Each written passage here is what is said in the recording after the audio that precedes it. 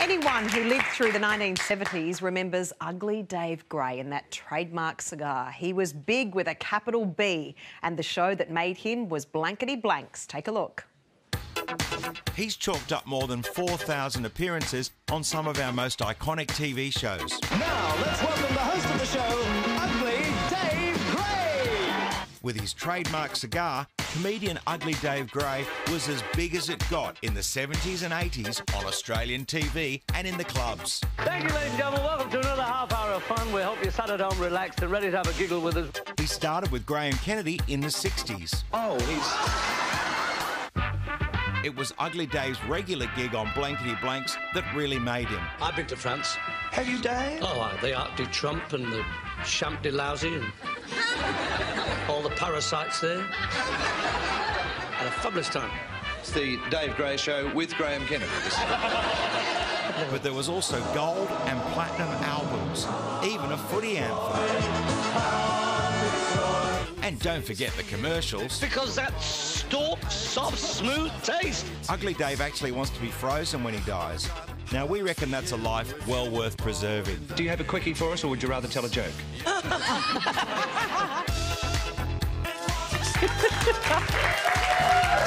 welcome Ugly Dave Gray.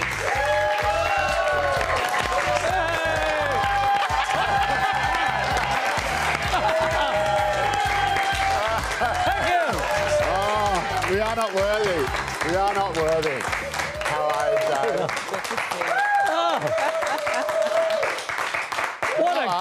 What a great audience! What a great crowd! Did they all come in? Hey?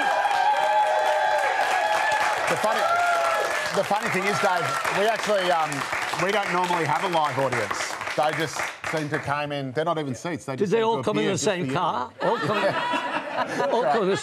Actually, I'm not feeling too good today. Before we start, I have to say, I've had a lousy week. What? How so? Well, I had an operation on Monday. Yeah. I had a hernia operation just overnight.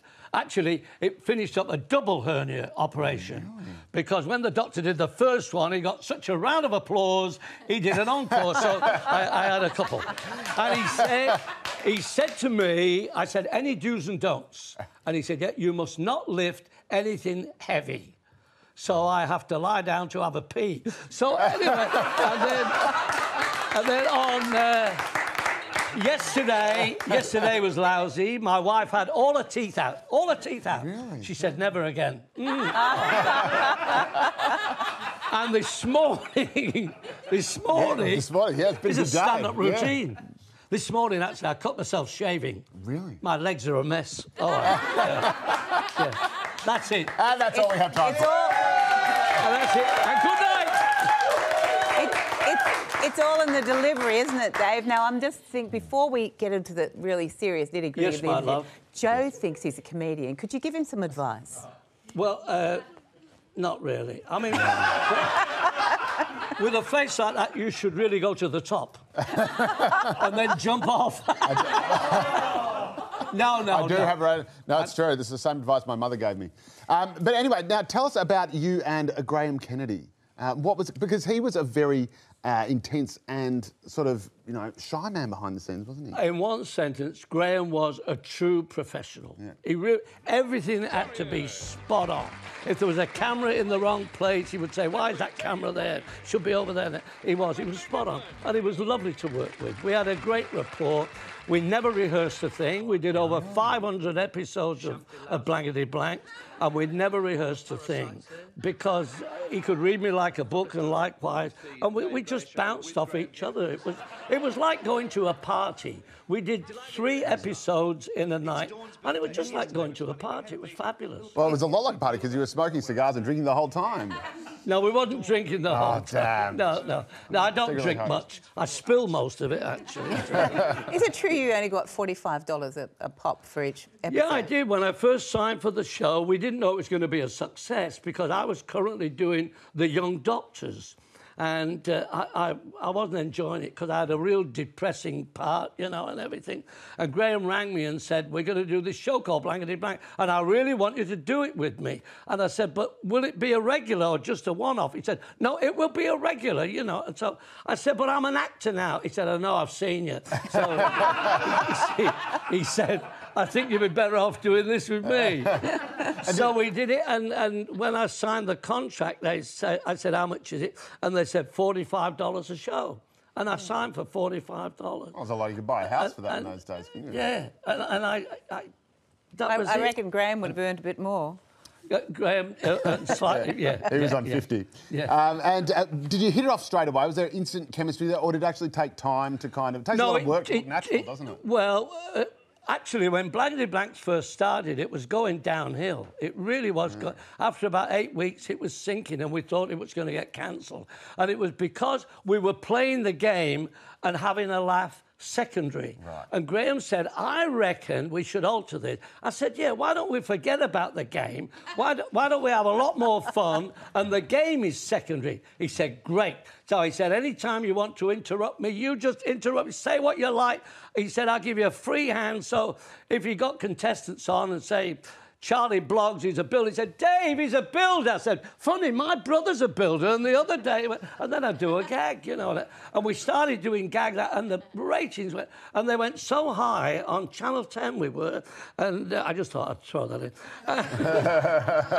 and the ratings were so high at 7 o'clock at night that our ratings were equivalent to the other 3 channels added together. Combined. Oh, I love it. How important was rehearsals to the pair of you, though? To the whole show? We didn't rehearse. We never rehearsed. You see, we heard that Graham was an absolute pedant for rehearsing, and we rehearsed. You thought they weren't rehearsing and you didn't just show up? He would rehearse to do other things, but as far as Blankety Blanks was concerned, he could see it was just a natural thing, you know. He said, no need. I used to arrive in a cab an hour before the show and get ready, and I wouldn't see Graham till we were on the set. He didn't know what I was going to do.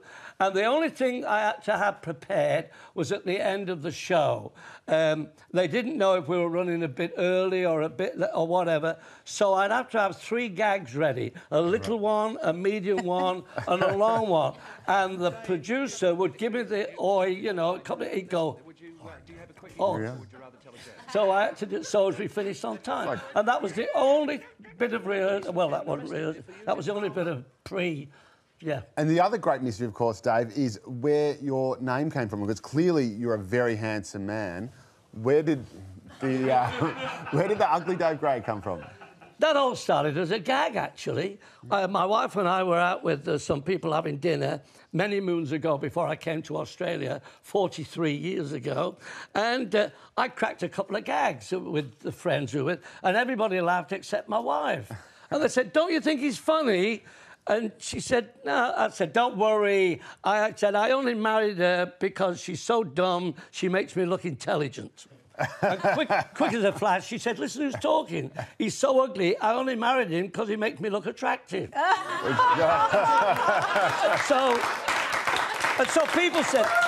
So people around the table said, when you go to Australia, why don't you call yourself Dave Ugly Gray? Put the ugly in the middle. And then somebody else said, no, it doesn't roll off the tongue. And then somebody else said, yeah, that's good because each word is 4 letters, Ugly Dave.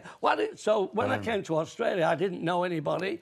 And I went to see an agent to see if I could get on a club. And he said, what name do you go under? I said, Ugly Dave Gray. He said, I can't put that in the foyer of the club. I said, oh, I've always used that. It's always been my name, you know.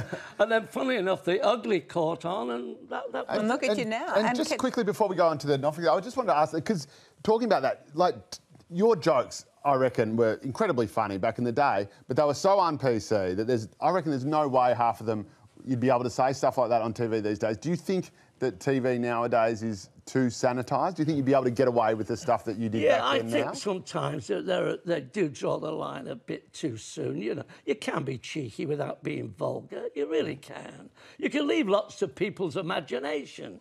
You can say this guy picked up this girl off the street, he took her in the bedroom and gave her a good talking to. And, you know, people know exactly what you mean. You can dress it up, you know. Yeah, it's all in the words. It is. All in the mind. All in the mind. Well, ours is filthy, so we're fine.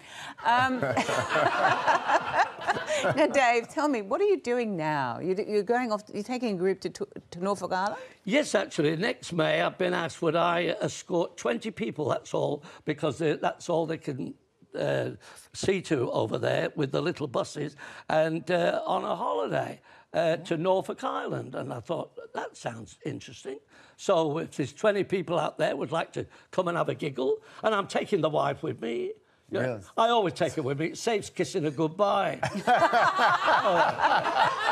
Dave, lovely to catch up with you today. Thanks for visiting us. If you want to go see some more of Dave, go to Norfolk Island. Thanks for being on Studio 10. Well done, Ugly Dave Gray. And as Ida mentioned, if you want to see Ugly Dave Gray, you can go to goseetouring.com for more information.